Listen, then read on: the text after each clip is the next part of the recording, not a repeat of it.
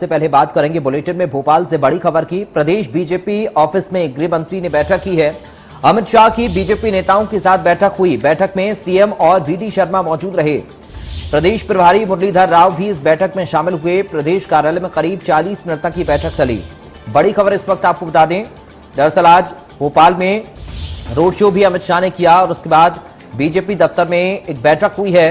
इस बैठक में बीजेपी के प्रदेश अध्यक्ष वीडी शर्मा, मुख्यमंत्री शिवराज सिंह चौहान, बीजेपी के और भी नेता मौजूद रहे। मुरलीधर राव जो प्रदेश प्रभारी हैं भारतीय जनता पार्टी के, वो भी इस दौरान इस बैठक में शामिल हुए हैं। केंद्रीय गृह मंत्री अमित शाह ने ये बीजेपी दफ्तर में बैठक ली है। बड़ी खबर भोपाल से इस वक्त आपको बता रही है। प्रदेश बीजेपी ऑफिस में गृह मंत्री अमित शाह की ओर से बैठक ली गई है। अमित शाह ने बीजेपी के नेताओं के साथ ये बैठक की है। बीजेपी दफ्तर में बैठक की है अमित शाह ने। बैठक में सीएम और प्रदेश अध्यक्ष वीडी शर्मा मौजूद रहे। प्रदेश प्रभारी मुरलीधर राव भी इस बैठक में शामिल हुए।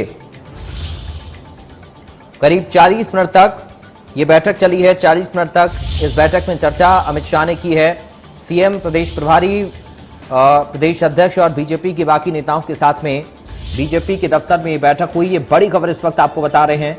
भोपाल पहुंचे हुए हैं केंद्रीय गृह मंत्री अमित शाह। इस दौरान कार्यक्रम में शिरकत करते हुए भी कई सारी बातों का जिक्र अमित शाह की ओर से किया गया था। सीएम शिवराज की तारीफ की गई थी। उसके बाद रोड शो भी अमित शाह ने निकाला। 4 किलोमीटर लंबा ये रोड शो अमित शाह ने किया, जिसमें जगह जगह भव्य स्वागत अमित शाह का किया गया, पुष्प वर्षा की गई। उसके बाद ये रोड शो खत्म करने के बाद बीजेपी दफ्तर में पहुंचे अमित शाह। वहां पर बीजेपी के नेताओं के साथ ये बैठक की है अमित शाह ने। तकरीबन 40 मिनट तक ये बैठक हुई है। ब्रजेश जैन जुड़ गए हैं संवाददाता इस खबर पर अधिक बातचीत और जानकारी के साथ। ब्रजेश, क्या कुछ अपडेट इस बैठक को लेकर आपके पास? अपडेट करिए।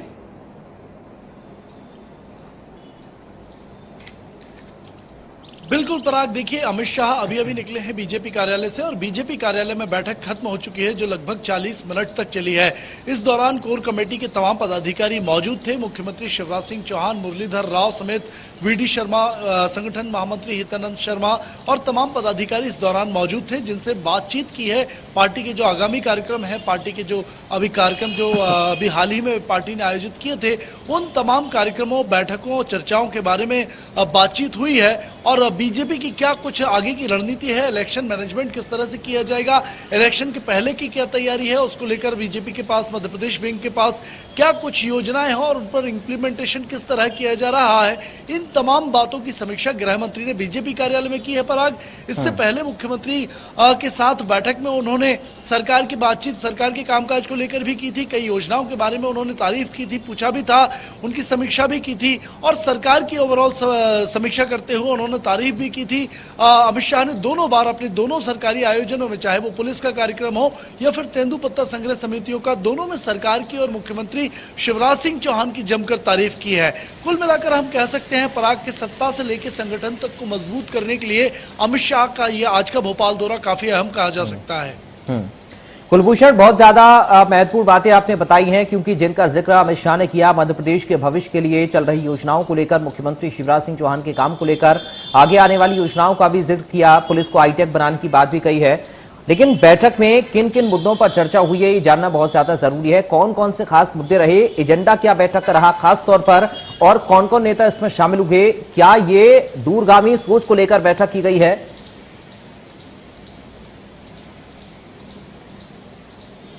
देखिए, इस बैठक का एक ही एजेंडा था, वो था मिशन 2023। किस तरह चुनाव के लिए अब बीजेपी में नई जान फूंकनी है, किस तरह आगे की रणनीतियां कैसी हैं, किस तरह बीजेपी जो है वो ग्राउंड पर ज्यादा से ज्यादा एक्टिविटीज कर रही है, इन तमाम मसलों पर चर्चा हुई है। लेकिन इसका उद्देश्य एक ही था, वो था 2023 के चुनाव की समीक्षा करना। चुनाव के पहले बीजेपी की क्या तैयारी है और एक्टिविटी उसकी कैसी है, इस पर बातचीत की गई है और उनसे जानकारी तमाम पदाधिकारियों से ली गई है। हाल ही में जो कुशाभाऊ ठाकरे के जन्म शताब्दी वर्ष के लिए जो भी आगे योजनाएं निरंतर बीजेपी की ओर से डिसाइड की गई हैं, उनके बारे में बातचीत की गई है। इसी कड़ी में पिछले जो अभियान और कार्यक्रम, जैसे सदस्यता अभियान, निधि संग्रह का अभियान, डिजिटल बूथ का अभियान, ये सब चलाए गए थे बीजेपी द्वारा, उन पर बातचीत की गई है। कई अच्छे कार्यक्रमों को लेकर शाबाशी भी बीजेपी विंग को, एमपी की विंग को मिली है और आगे टिप्स भी दिए हैं अमित शाह ने कि किस तरह आप चुनाव के पहले किस तरह अपने कार्यकर्ताओं को भी एक्टिव करके और जनता तक जो है ज्यादा से ज्यादा पहुंच आप बना सकते हैं। इसको लेकर टिप्स भी अमित शाह ने दिए हैं। कुल मिलाकर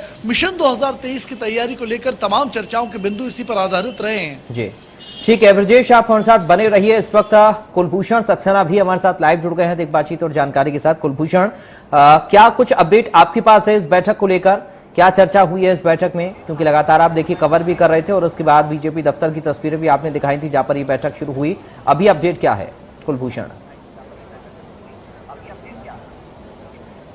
बिल्कुल, इस वक्त जो है बैठक समाप्त हो चुकी है, क्योंकि मैंने आपसे कुछ ही देर पहले आपको जैसा कि बताया है कि गृह मंत्री अमित शाह जो है प्रदेश बीजेपी कार्यालय में बैठक ले रहे थे और आज ये जो मुख्य बैठक थी, इस बैठक से मीडिया को दूर रखा गया और जो है अब से कुछ ही देर पहले बैठक समाप्त हुई है। इस बैठक में मुख्य रूप से मुख्यमंत्री शिवराज सिंह चौहान, प्रदेश अध्यक्ष बीडी शर्मा सहित ज्योतिरादित्य सिंधिया, राष्ट्रीय और प्रदेश संगठन के जो पदाधिकारी हैं वो इस बैठक में मौजूद थे। पदाधिकारियों के साथ चर्चा भी हुई है। इसके साथ ही प्रेजेंटेशन, बूथ विस्तारक योजना का जो प्रेजेंटेशन है वो यहाँ पर जो पदाधिकारी हैं बीजेपी के वो देते हुए नजर आए हैं। इसके साथ ही माइक्रो डोनेशन और समर्पण निधि को लेकर भी जो है यहाँ पे अमित शाह ने जानकारी मांगी है। इसके साथ ही धारा 370 जो हटाई गई थी और उसके 3 तलाक जैसे महत्वपूर्ण जो बिंदु थे उसको लेकर भी इस बैठक में चर्चा हुई है। तकरीबन 1 से 1.5 घंटे की ये पूरी बैठक थी और बैठक यहाँ पे अब समाप्त हो चुकी है। लेकिन आपको मैं 2 से 3 और तस्वीर यहाँ पे दिखाना चाहूंगा, क्योंकि भव्य रोड शो था और जो रोड शो के बाद की तस्वीर यहाँ पे प्रदेश बीजेपी कार्यालय के पास देखी गई थी, क्योंकि बड़ी संख्या में जो बीजेपी के कार्यकर्ता हैं वो यहाँ पर मौजूद थे और इसके साथ ही जो है फूल माला गुलदस्ते के साथ यहाँ पे भव्य उनका स्वागत किया गया था। लेकिन अब तुरंत ही नगर निगम ने जो है यहाँ पे सफाई का जो अभियान है वो चलाया था और अब पूरी तरीके से जो सड़कें हैं वो क्लीन कर दी हैं। लेकिन अभी फिलहाल जो अमित शाह हैं वो प्रदेश बीजेपी कार्यालय में मौजूद हैं और यहाँ पे बूथ विस्तारक का जो प्रेजेंटेशन है वो अब से कुछ ही देर पहले समाप्त हुआ है। समर्पण निधि को लेकर चर्चा चल रही थी और ये तस्वीर भी आप यहाँ की देख सकते हैं कि तमाम जो पदाधिकारी हैं संगठन के वो अंदर मौजूद हैं। मुख्यमंत्री शिवराज सिंह चौहान, प्रदेश अध्यक्ष बीडी शर्मा सहित संगठन के जो बड़े नेता हैं वो इस बैठक में मौजूद हैं। इसके साथ ही जो केंद्रीय मंत्री हैं वो भी इस बैठक में मौजूद हैं और सुरक्षा की दृष्टि की अगर बात की जाए तो भारी पुलिस बल जो है प्रदेश बीजेपी कार्यालय में लगाया गया है। तो अब जो है बैठक का सिलसिला समाप्त हो चुका है और अब से कुछ ही देर बाद गृह मंत्री अमित शाह दिल्ली के लिए रवाना होंगे। कुलभूषण, एक तस्वीर और हमने देखी है, क्योंकि आप जब ग्राउंड पर रिपोर्ट हमको दिखा रहे थे तो कुछ मुस्लिम महिलाएं भी थीं जिनके हाथों में तख्तियां थीं, 3 तलाक का स्लोगन उसमें लिखा हुआ था। क्या था वो? और जो पुष्प वर्षा की जा रही थी, क्या कुछ नारेबाजी वहां पर हो रही थी कुलभूषण? देखिए, क्योंकि आज ये अगर देखा जाए तो कश्मीर जो फिल्म अभी लॉन्च हुई थी उसके बाद रिलीज हुई थी और रिलीज के बाद जिस प्रकार से केंद्र सरकार, राज्य सरकारों ने प्रचार प्रसार किया, टैक्स फ्री जो है इस फिल्म को की गई, कश्मीर पंडितों पर जो कश्मीर में अत्याचार हुए हैं उस पर यह आधारित पूरी फिल्म थी। और उसके बाद जो 3 तलाक जैसे बड़े फैसले केंद्र सरकार ने लिए हैं, तो जब आज अमित शाह भोपाल पहुंचे तो एक भव्य स्वागत उनका देखने को मिला। मुस्लिम वर्ग के जो बड़े नेता हैं वो यहाँ पर उनका स्वागत करते हुए नजर आए।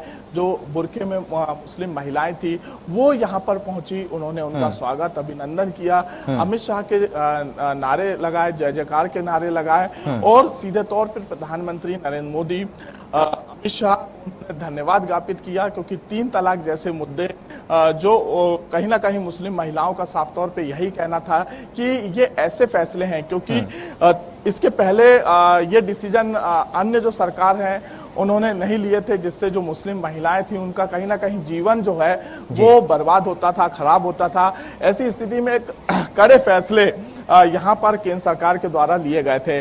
धारा 370 हटने के बाद जो कश्मीरी पंडित है जिनकी घर वापसी हुई है, उन्होंने भी यहाँ पे अमित शाह का भव्य स्वागत किया। इसके साथ ही अलग अलग समाज, अलग अलग वर्ग के नेताओं ने जो है आज भव्य स्वागत किया। तकरीबन 3 से 4 किलोमीटर का ये पूरा रोड शो था। रोड शो के दौरान ठीक है कुलभूषण, आप बने रहिए। ब्रजेश, आपके पास में आ रहा हूं बहुत शार्प में, संक्षेप में एक मैं आपका जवाब चाहूंगा इस सवाल पर। चुनाव का जिक्र चूंकि आपने किया, इसलिए हम ये माने कि बीजेपी जैसा कहती है कि हमारा संगठन हमेशा एक्टिव रहता है, हमेशा काम करता है, डायरेक्टली ना सही इनडायरेक्टली अमित शाह ने बिगुल फूंक दिया है 2023 के लिए, और मध्य प्रदेश के नेताओं में, कार्यकर्ताओं में जोश बढ़ दिया है अपने इस रोड शो के जरिए, अपने इस दौरे के जरिए। ब्रजेश, बिल्कुल, देखिए पराग, दो बड़े संदेश यहां अमित शाह ने अपनी पूरे आज के दिन भर के दौरे के दौरान दिए हैं। पहला बड़ा संदेश ये दिया है कि कार्यकर्ताओं में एनर्जी फूंकते हुए नजर आए हैं, सरकार को, मंत्रियों को, पदाधिकारियों को, बीजेपी कार्यकर्ताओं को तो एक्टिव करते हुए वो नजर आए हैं, एक नई जान फूंकते हुए नजर आए हैं, ये संदेश देते हुए नजर आए हैं कि सड़कों पर एक्टिविटी बढ़ा दी जाए। दूसरा, आदिवासियों को, वन ग्राम समितियों को ये संदेश दिया है कि सरकार केंद्र में बीजेपी की है, राज्य में बीजेपी की है, और अगर कांग्रेस प्रॉमिस करती है इलेक्शन में किसी भी तरीके का तो वो सिर्फ प्रॉमिस है, लेकिन सरकार दोनों जगह पे अगर बीजेपी की है तो हम आपके लिए काम करेंगे। कई बड़ी योजनाओं का आज उन्होंने ऐलान किया है। 18 लाख हितग्राहियों को उन्होंने 67 करोड़ की राशि ट्रांसफर की है, तेंदुपत्ता संग्रह की राशि बढ़ाई है। तो कहीं ना कहीं संदेश दोनों ओर से है कि बीजेपी जो है वो एक्टिव। चलिए, बहुत शुक्रिया ब्रजेश आपका तमाम जानकारी बातचीत के लिए। कुलभूषण सक्सेना आपका बहुत शुक्रिया तमाम बातचीत और जानकारी के लिए। फिलहाल बढ़ते